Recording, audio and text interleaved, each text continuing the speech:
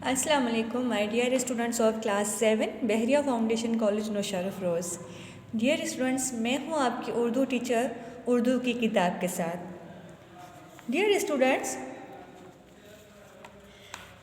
ہمیں ہر جگہ مثلاً اسکول، دفتر، کسی تقریب یا کوئی سیر گاہ ہو، ہمیں ہر جگہ معاشرتی آداب کا خیال رکھنا پڑتا ہے. ان آداب پر عمل کرنے والے کو مہذب کہتے ہیں. معاشرے میں ہر شخص کے احترام کا خیال رکھنا ضروری ہے، بے شک وہ گورا ہو یا کالا، امیر ہو یا غریب، بڑا ہو یا چھوٹا. ہر مذہب اور معاشرہ ہمیں ان کا ادب و احترام کرنے کی تلقین کرتا ہے. ڈیئر اسٹوڈنٹس، معاشرتی آداب ہمیں زندگی کے رہن سہن کے طریقے بتاتے ہیں کہ جب ہم کسی سے ملیں تو اس سے سلام میں پہل کریں. ڈیئر اسٹوڈنٹس، ہم چاہے جس بھی معاشرے میں رہ رہے ہوں، اس معاشرے میں رہنے کے کچھ طور طریقے ہوتے ہیں جو ہمیں مہذب بناتے ہیں. تو جو ہمارا آج کا سبق ہے جس سے ہم واقفیت حاصل کریں گے، اس کا عنوان ہے ہمارے طور طریقے. ڈیئر اسٹوڈنٹس، ہماری اردو کی درسی کتاب جو ہے اس کا صفحہ نمبر 101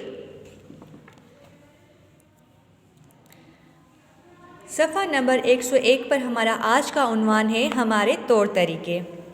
آئیے اس سبق سے واقفیت حاصل کرتے ہیں.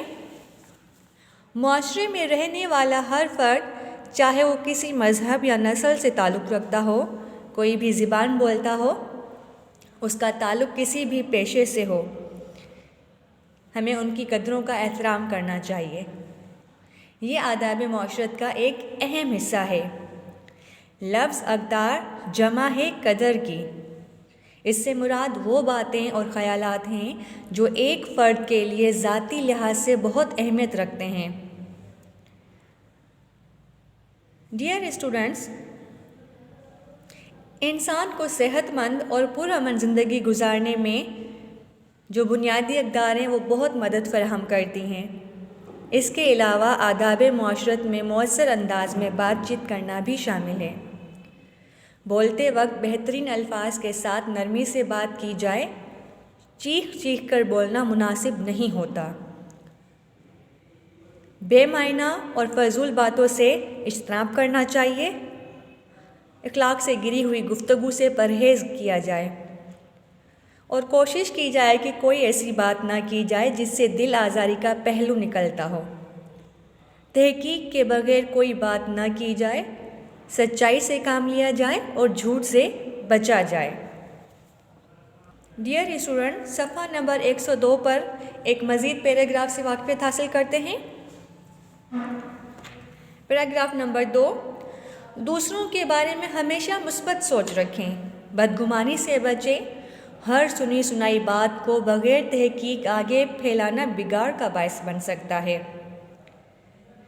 ڈیئر اسٹوڈنٹس، انسانیت کے ناطے ہمیں سب کا خیال رکھنا چاہیے، سب کے ساتھ ادب سے پیش آنا چاہیے. خاص طور پر ہمسایوں کے ساتھ عمدہ سلوک کیا جائے. ان کے آرام و سکون کا خیال رکھنا بے حد ضروری ہے. ڈیئر اسٹوڈنٹس، جس معاشرے میں ہم رہتے ہیں اس میں ضروری ہے کہ کسی کے گھر میں داخل ہونے سے پہلے اجازت حاصل کرنی چاہیے. والدین، رشتہ داروں اور اساتذہ کرام کے ساتھ ادب و احترام سے پیش آنا فرض ہے. یتیموں، لاوارثوں، محتاجوں، معذوروں، بے کسوں اور بے سہاروں کے کام آنا ہم سب کا فرض ہے. معاشرتی آداب میں عہد کی پاسداری کرنا بھی شامل ہے. صفائی اور پاکیزگی بھی معاشرتی آداب میں شامل ہے.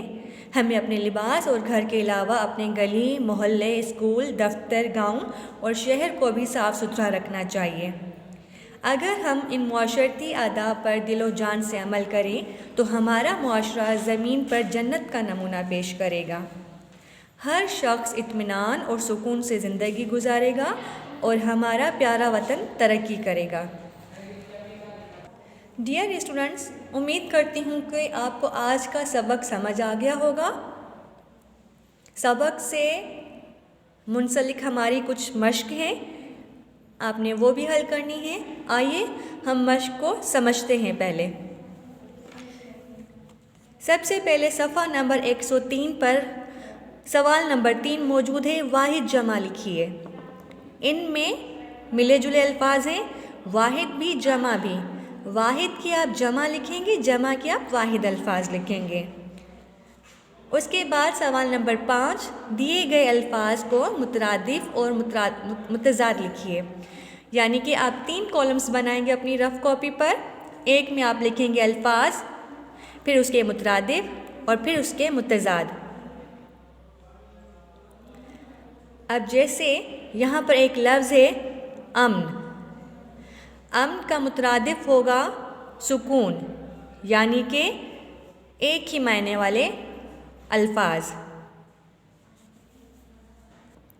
اور امن کا متضاد لفظ آئے گا جنگ۔ اسی طرح آپ نے تمام الفاظ کے مترادف اور متضاد الفاظ لکھنے ہیں رف کاپی پر۔ اس کے علاوہ صفحہ نمبر 104 پر ایک چارٹ دیا گیا ہے جس میں چند باتیں لکھی گئی ہیں۔ ان میں سے کچھ پر عمل کرنا چاہیے جبکہ کچھ سے پرہیز کرنا چاہیے۔ آپ ہر بات کے سامنے مناسب خانے میں درست کا نشان لگائیے۔ جیسے کالم 1 میں ہمارے جو ہے بیانات لکھے ہوئے ہیں۔ پہلا بیان ہے سیدھی اور صاف بات۔ آپشن ہے عمل کریں یا پرہیز کریں۔ آپ درست جواب کا انتخاب کر کے درست کالم میں نشان لگائیں گے۔ اس کے علاوہ آپ اپنی رف کاپی پر معاشرے کے آداب کے حوالے سے ایک مختصر سا مضمون تحریر کریں گے۔ اپنا بہت سارا خیال رکھیے گا۔ اللہ حافظ۔